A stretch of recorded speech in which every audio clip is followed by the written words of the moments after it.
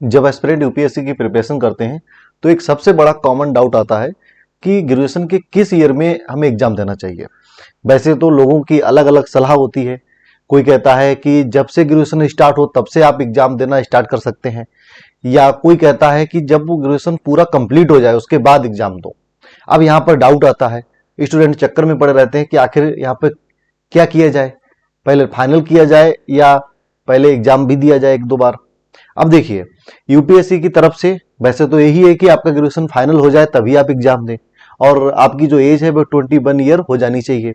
लेकिन यहाँ पर ध्यान देने वाली बात यह है कि देखिए, एज के मामले में यूपीएससी आपको नहीं छोड़ेगा।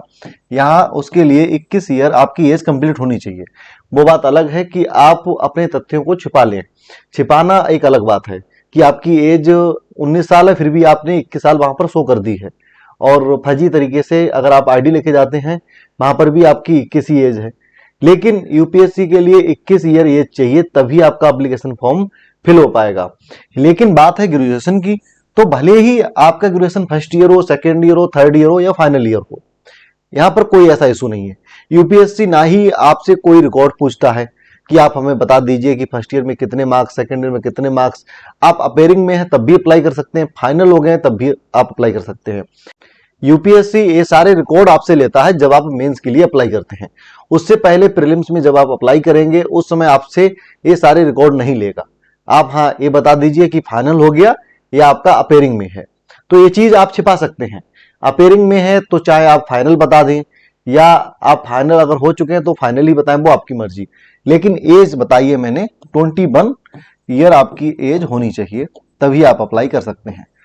तो मेरा कहना यह है कि देखिए, यूपीएससी का एग्जाम कोई ऐसा एग्जाम नहीं है जिसमें आपके अटेम्प्ट काउंट नहीं होते हैं। आप अगर जनरल या ओबीसी में आते हैं या आप एससी एसटी में आते हैं तो देखिए, आपके लिए अटेम्प्ट्स की लिमिट है। जनरल वालों के लिए स्पेशली 6 अटेम्प्ट ही दिए जाते हैं, और ओबीसी वालों के लिए 9 अटेम्प्ट दिए जाते हैं। जबकि एससी और एसटी वालों के लिए जब तक उनकी एज का क्राइटेरिया है तब तक वो अप्लाई कर सकते हैं। तो जनरल और ओबीसी वाले इस बात का ध्यान रखें कि बेफालतू में अटेम्प्ट खराब नहीं करने हैं। अटेम्प्ट बहुत ही इंपॉर्टेंट है। वैसे तो मान के चलिए कि पहले ही अटेम्प्ट में आपका सिलेक्शन हो जाए, इस तरीके से आप तैयारी करेंगे। लेकिन आपके जितने अटेम्प्ट हैं, देखिए भूल चूक होती रहती है। हो सकता है आप जल्दबाजी में क्या करें कि तैयारी पूरी नहीं हो पाई है, उससे पहले ही एग्जाम देने शुरू कर दिए, तो वहां पर आपके एक दो अटेम्प्ट खराब भी हो सकते हैं। तो इसलिए अटेम्प्ट को सुरक्षित रख के चलें कि आपके पास एक ही अटेम्प्ट है, ये मान के चलिए।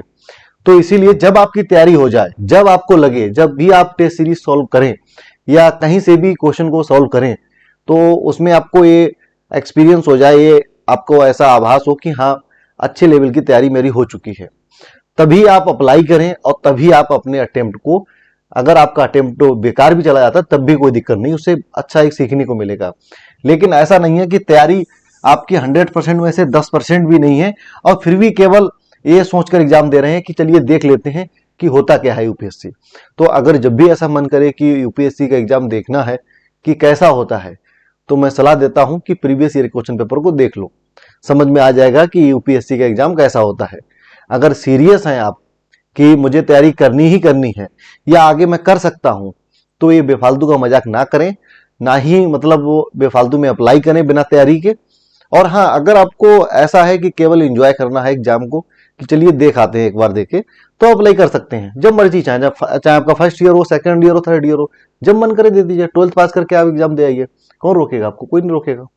तो मेन चीज वही है कि सीरियस अगर हैं यूपीएससी को लेकर, तो आप तभी एग्जाम दें जब आपकी तैयारी हो जाए। तो इसीलिए ये बेहतर रहेगा कि आप वो ग्रेजुएशन के मतलब जो अपना उसका टाइम है उसमें तैयारी करें, और ग्रेजुएशन के फाइनल हो जाने के बाद या फाइनल ईयर में आप अप्लाई करें। मेरे तो सजेशन यही रहता है स्टूडेंट के लिए। बाकी फिर आपकी जो अपनी कंडीशन या जो आपका अपना अनुभव कहे उस समय, वैसे आप उस चीज को समझ लीजिएगा।